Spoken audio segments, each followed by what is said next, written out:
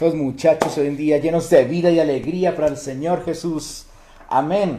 De verdad que es un gozo poder adorar y exaltar el nombre del Señor en este día, lleno de tanto amor y de tanta misericordia. Amén. Vamos a dar paso entonces a la enseñanza. Es una enseñanza muy corta y vamos a terminar el tema que empezamos unos días atrás. ¿Se acuerdan cuál era el título de la predicación de hace días atrás? Jesús es verbo, no sustantivo. Sí, ahí Jesús es verbo, no sustantivo, parte 2, yo creo.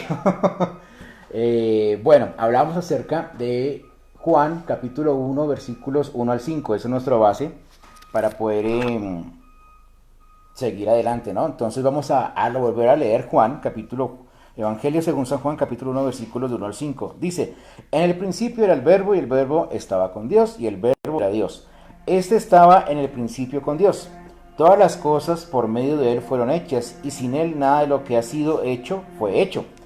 En él estaba la vida, y la vida era la luz de los hombres. La luz resplandece en las tinieblas, y las tinieblas no la dominaron. Entonces hablábamos y mirábamos cómo Juan empieza su evangelio retomando parte o haciendo énfasis en que Jesús estuvo desde la creación del cielo y de la tierra.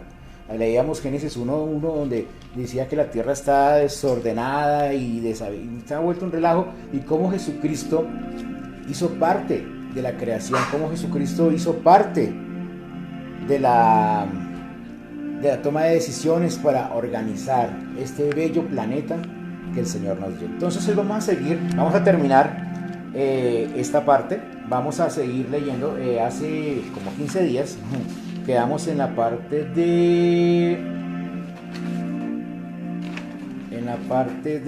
este no es el que saqué, en la parte de y era Dios. Entonces hoy vamos a hablar de cómo Juan sigue introduciéndonos de una forma especial en esa parte. Entonces dice, este era el principio. Eso lo encontramos en el versículo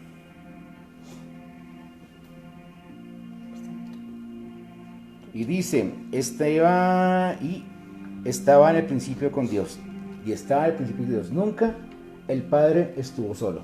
O sea, siempre creemos o tenemos la concepción, o nacimos con la concepción y nos formaron con la concepción de que solo había un Dios, de que solo había una persona.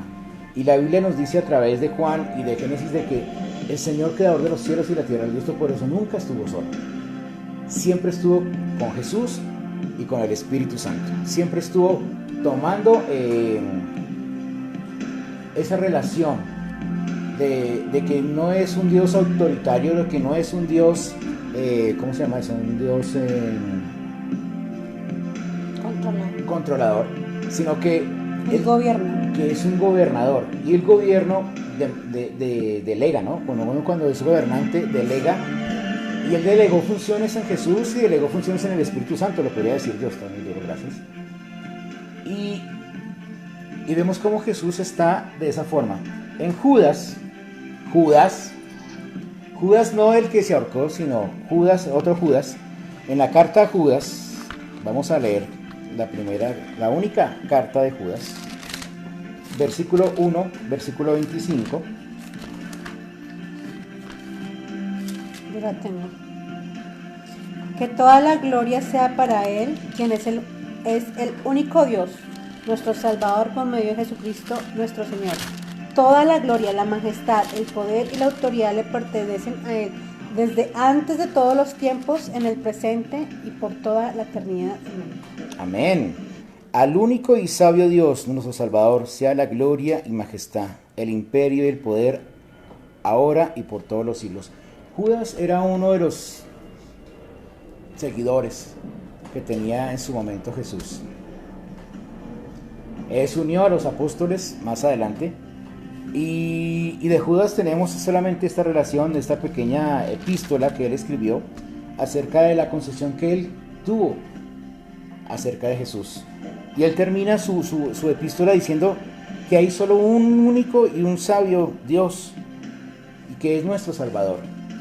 Y Juan habla lo mismo, o sea, Juan dice que Jesús es uno con el Padre y con el Espíritu, que Él es el Verbo en acción Por esa razón, el título de la predicación, Él es verbo, no sustantivo. Decíamos que el verbo es la acción y el sustantivo es como el acompañante, pero Jesús es verbo en nuestras vidas, Jesús es acción en nuestras vidas, ¿cierto? Entonces, Jesús estuvo desde el principio en la creación. Él no se apareció de un momento a otro y el Señor dijo, ¿qué hago? ¿A quién envío? Galan Barbada. No. Invitémonos a Jesús y lo creó. No. Jesús ya estaba desde el principio porque Jesús viene de la misma esencia de Dios. Porque Jesús también es Dios, diría yo en mis palabras. Amén. Entonces,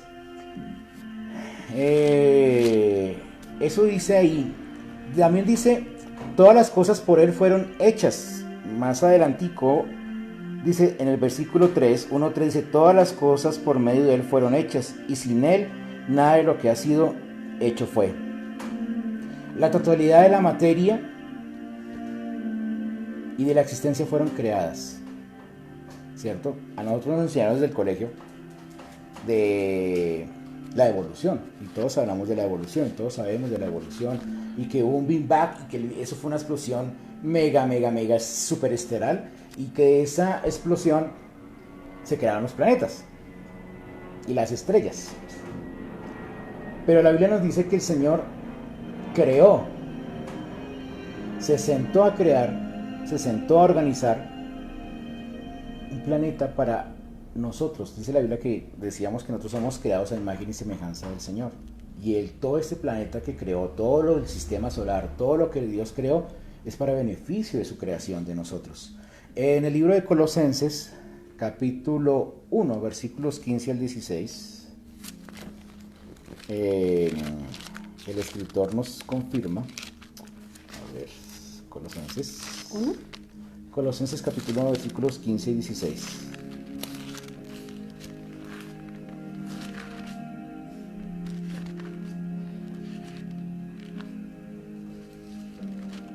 Dice, Cristo es la imagen visible del Dios invisible.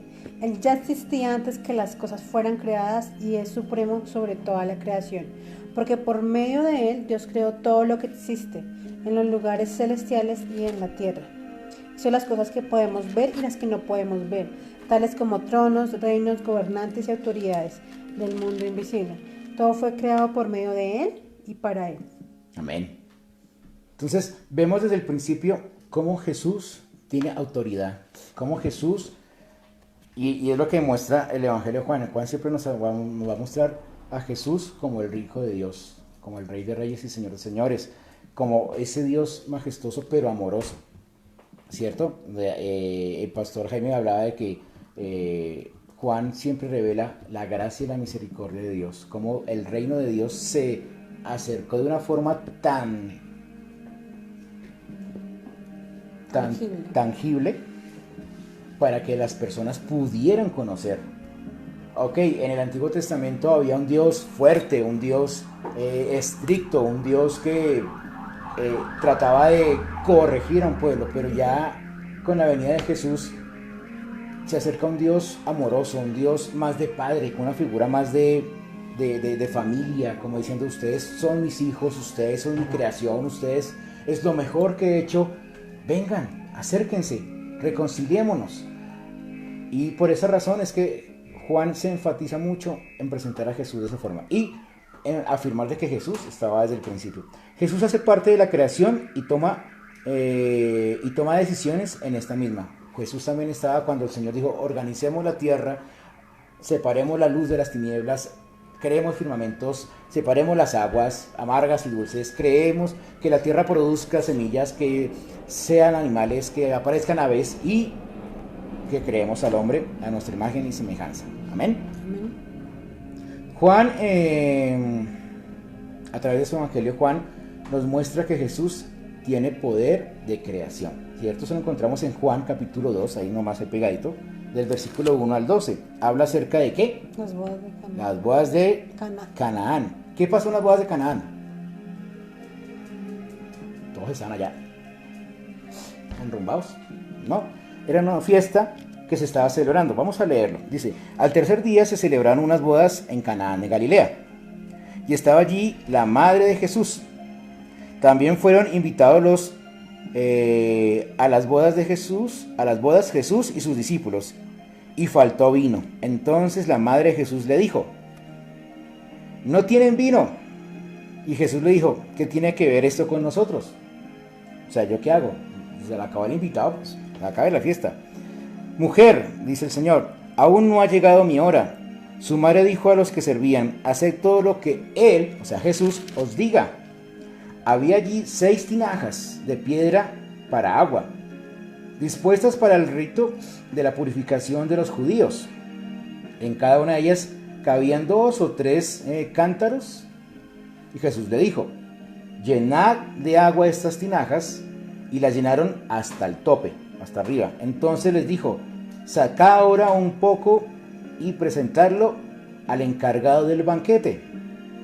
Y se lo presentaron. Cuando el encargado del banquete probó el agua hecha vino, sin saber de dónde era, aunque sí lo sabían los sirvientes, pero se quedaron calladitos, que habían sacado el agua, llamó al esposo, o sea, al que organizó la rumba, y le dijo: todo hombre sirve primero el buen vino, y cuando han bebido mucho, el inferior. Sin embargo, tú has reservado el buen vino hasta ahora. Este principio de señales hizo Jesús en Canaán de Galilea, y manifestó su gloria, y sus discípulos creyeron en él. Después de esto descendieron a Capernaum, él, su madre, sus hermanos y sus discípulos, y se quedaron allí muchos días. Entonces, ¿qué nos dice Juan? Jesús tiene la posibilidad de crear. O sea, Él estuvo en la creación, Él estuvo en la formación de cada uno de nosotros, en la formación del perrito, de Linda, de Spike, de cada pajarito, de cada flor, de cada rosa. Yo me imagino que Jesús se dedicó a soñar y a crear una rosa o una orquídea, que es la flor nacional de Colombia. Es una orquídea, es una de las flores más hermosas que hay. ¿Usted cree que la evolución se va a poner a pensar en crear algo tan hermoso? No. No, ¿cierto?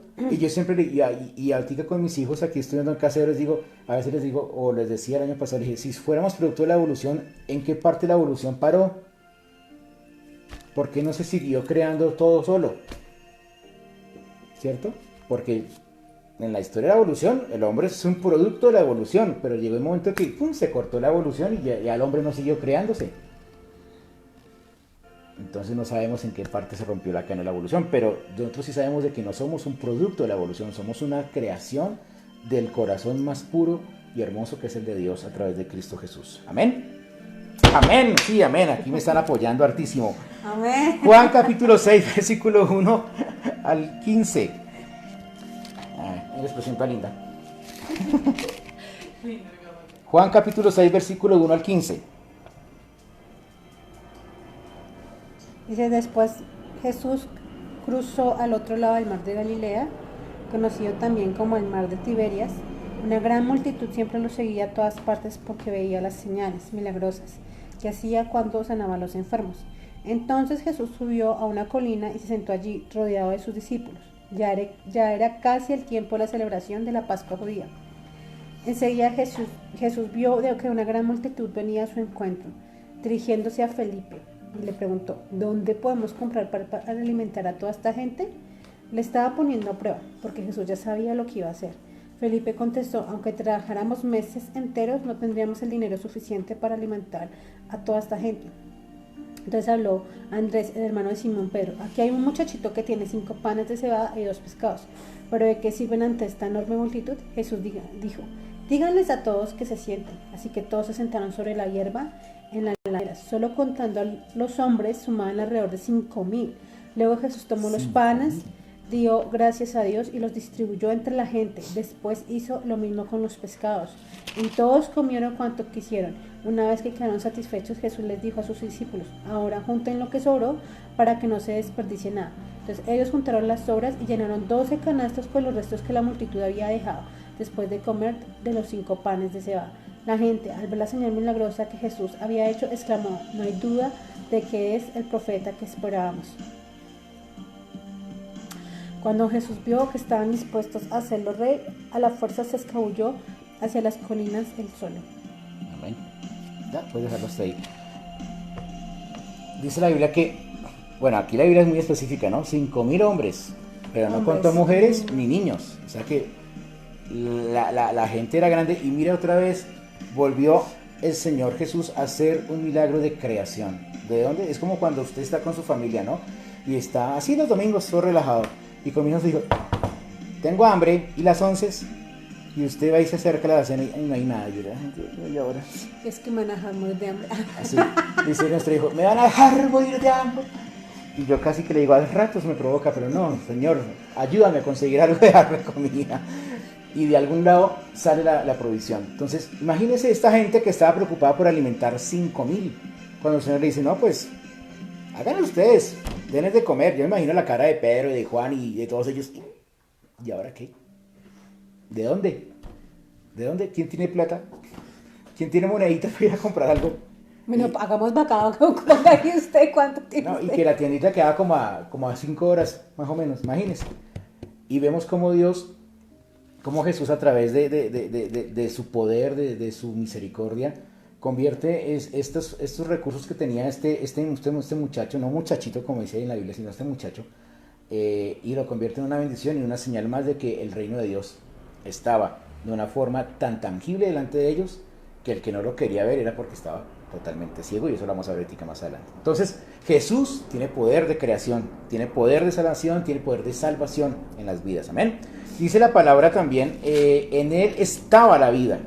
Si usted lee Juan, acompáñame ahí nomás a Juan capítulo 3, versículo 36, ¿cierto? En él estaba la vida, y Juan 3:36 dice del verbo, el que cree en el Hijo tiene vida eterna, pero el que se niega a creer en el Hijo no verá la vida, sino que la ira de Dios estará sobre él. No es que solo esté vivo, ¿cierto? No es que seamos la diferencia. Muchas veces hemos predicado que Jesús es una persona, que Dios es una persona que siente, que no es una estatua, ¿no? Que no es un monumento que usted lo ve así o lo ve así. No. Jesús se entristece, Jesús se conmueve, Dios se llena de gozo también, de rabia. Él siente. Y Jesús era más que eso, Jesús era más que simplemente estar vivo. Jesús fue a la cruz y murió por usted y por mí, pero dice la Biblia que Él resucitó al tercer día para darnos victoria, para darnos salvación, para darnos la promesa de vida eterna. Es la fuente de vida. La palabra, lo que decía Juan 3:16, el que no cree o el que no cree en Jesús está llevado, lo que dice 3:36.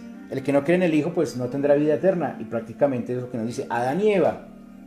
Cuando Dios creó a Adán y Eva, los creó creyendo, confiando en Él, pero ellos desobedecieron y no murieron, porque dice la Biblia que ellos fueron desterrados a trabajar, ¿no? Le tocó ahí sí ponerse el overol a Adán y a labrar la tierra, a sudarla para poder alimentarla. Antica tenían todo allá en el huerto de Edén, no tenían sino que estirar el bracito y le caía la comida. Coger de aquí y tenían, ¿cierto? Porque la tierra les producía todo gratis. A quien no le gusta todo gratis, pero no. Ellos se dejaron llevar, se dejaron tentar, cayeron, y dice la Biblia que ellos murieron. ¿Pero cuál fue esa muerte?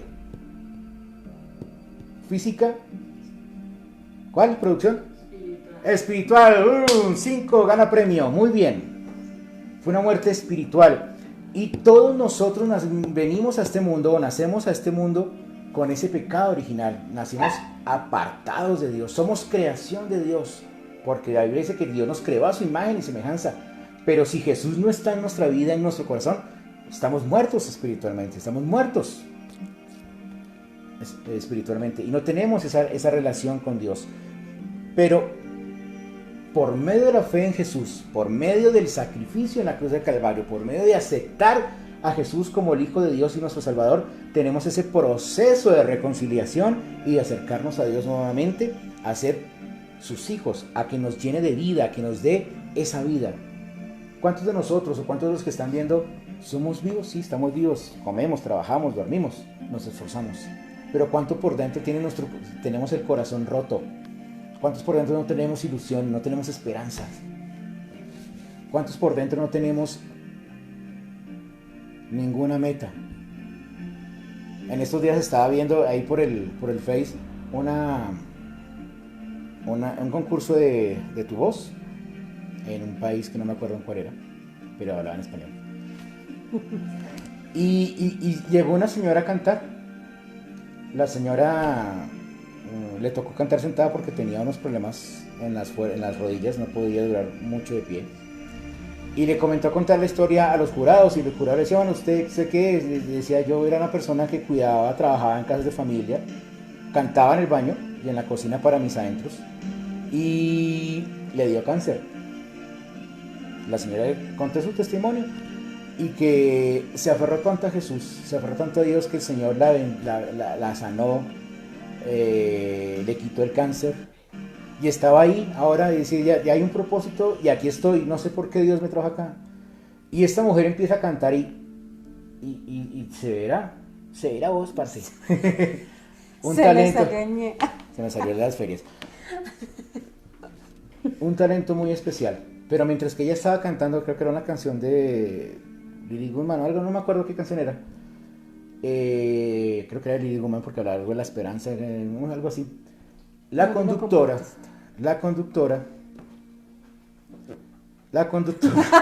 bueno, en blanco.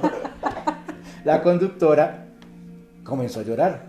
El jurado estaba impactado, o sea, ellos miraban cómo cantaba, qué talento tenía, ellos estaban calificando a lo que lo llevaron. Y esta señora terminó de cantar y los jurados estaban llorando, los dos hombres, y uno le decía, el talento que usted tiene es un talento particular, porque no es un talento que está dedicado a agradar a los hombres, sino definitivamente él decía, usted tiene un talento para agradar a Jesucristo. O sea, el testimonio y el mensaje que dio fue fuerte. Y tenían que llegar a hacer la lección, si pasaba o no pasaba, y la conductora se metió allá y ella dijo, qué pena con ustedes, y espichó el botón y pasó.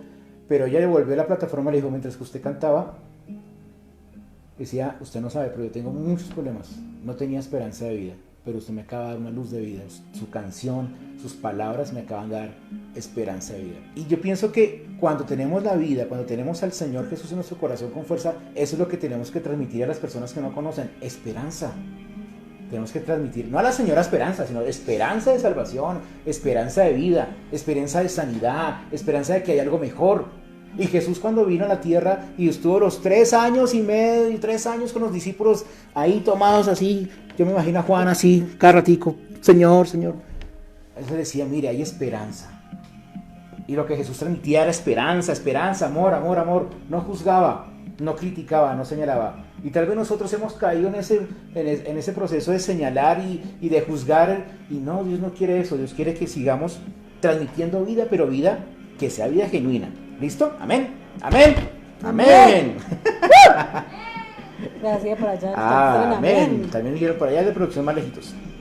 Entonces, el Evangelio nos recuerda en esta verdad de que Jesús es amor. En Juan 11:25, esos son capítulos que vamos a tomar un poco más adelante, pero que en este momento nos sirven de referencia. Juan 11:25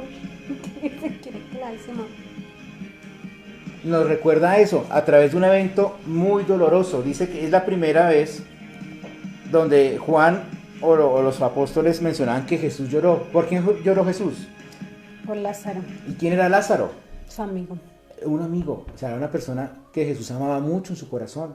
Ahora, no solamente a él, Jesús amaba a toda la humanidad, a todas las personas. Y Jesús lloró porque Lázaro muere, ¿cierto?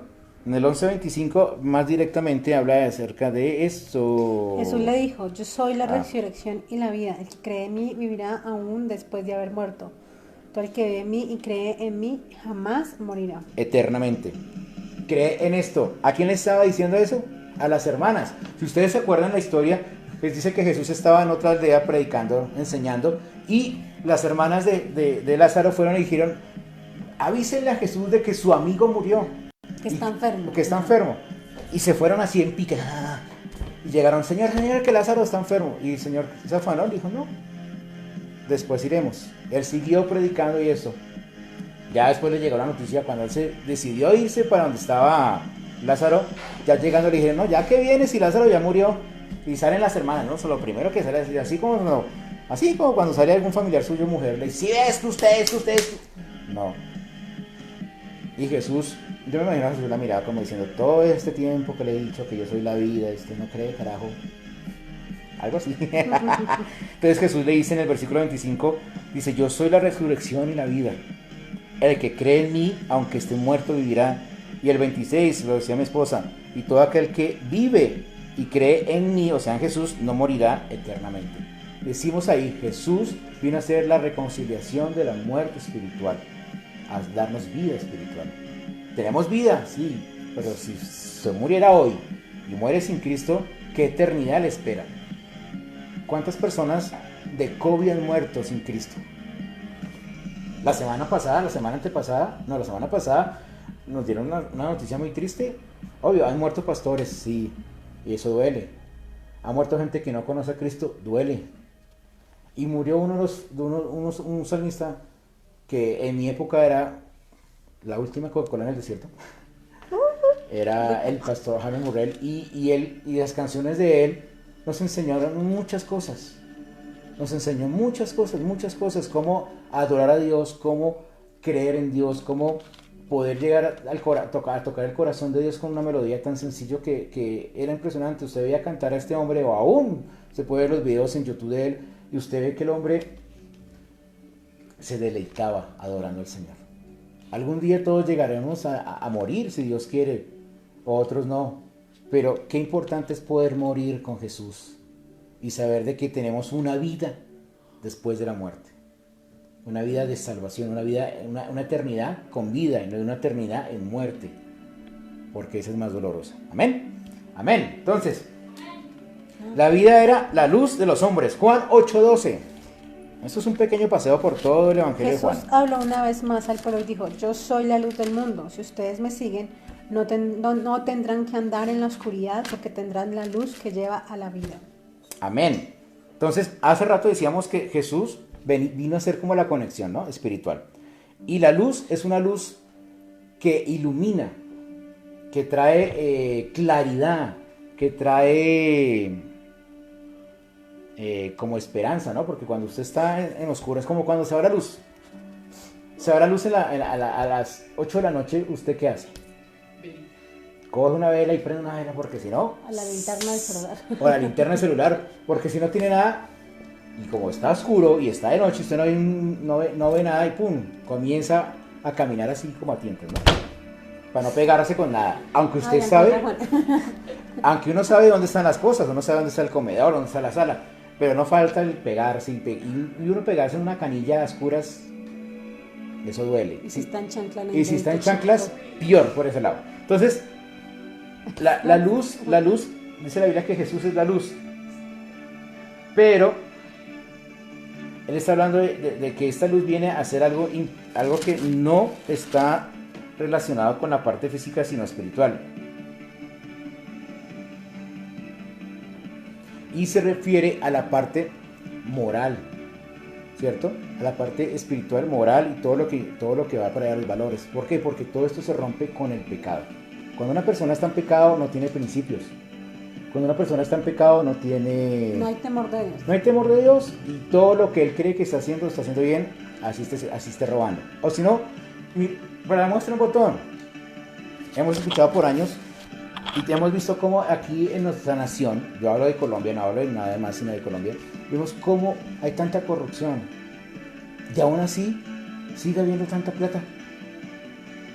¿Cuántos billones o millones no le sacan al Estado por obras mal hechas, por juicios mal dirigidos, por demandas que a veces no tienen sentido? Por lo menos si usted mira noticias, se puede ver que esos señores de Odebrecht están antes demandando a Colombia, al Estado, por daños y perjuicios, cuando ellos robaron un poco de plata. O sea, es ilógico, no tiene sentido. Pero eso, ¿cómo sucede? Cuando el corazón está entenebrecido, cuando el corazón está lleno de maldad, cuando lo único que les importa es la parte material, ¿cierto?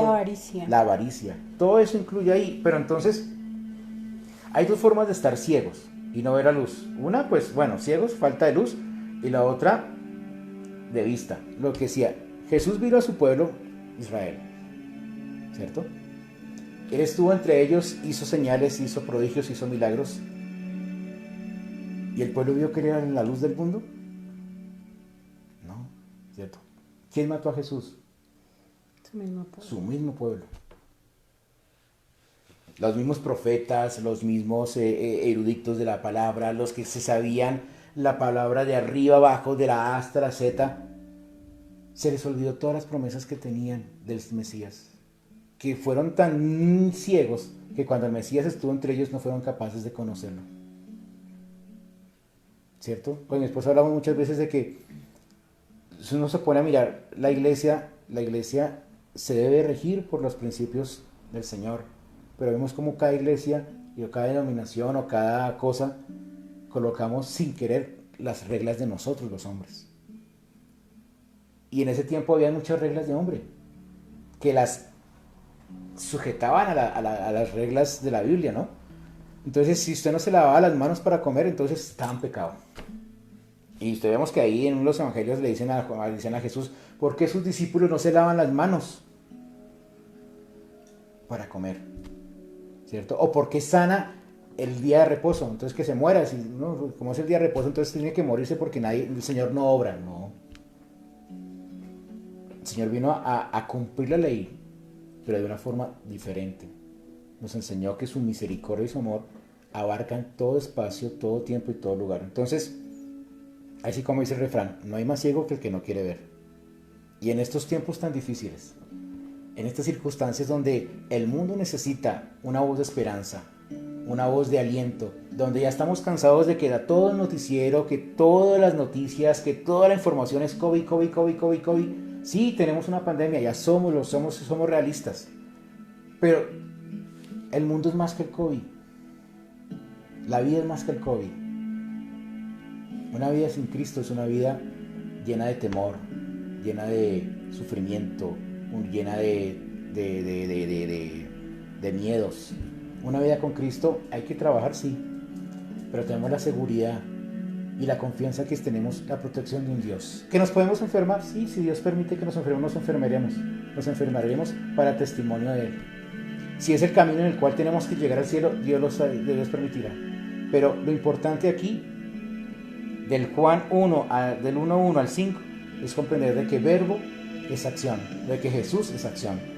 Jesús no es una persona que está en el pasado, no es una persona que quedó en el olvido, es una persona que hoy sigue trabajando en los corazones, es una persona que hoy sigue trabajando a favor de que las personas conozcan de su amor a través del Espíritu Santo. Incluso esa es la palabra, que Él es el mismo ayer, hoy y siempre. Amén.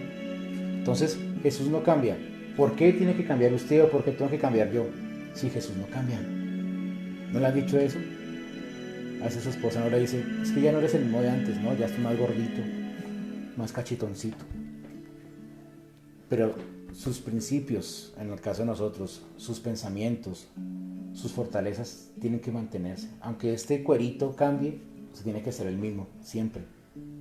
Entonces, es importante entender en estos primeros 5 capítulos de que Jesús no es una casualidad de Dios. Jesús también es alguien que planeó y que estuvo de acuerdo en venir a morir por nosotros para acercarnos a la presencia de Dios, para poder tener una vida y una eternidad en Dios. Entonces, iglesia, hemos visto de Juan capítulo 1, versículo 1 al 5, de cuán importante es la presencia de Jesús en nuestras vidas. Y nos faltan muchos capítulos todavía. En la próxima semana hablaremos de Juan 6 al 15, si no estoy mal, y vamos a profundizar un poco más en esto.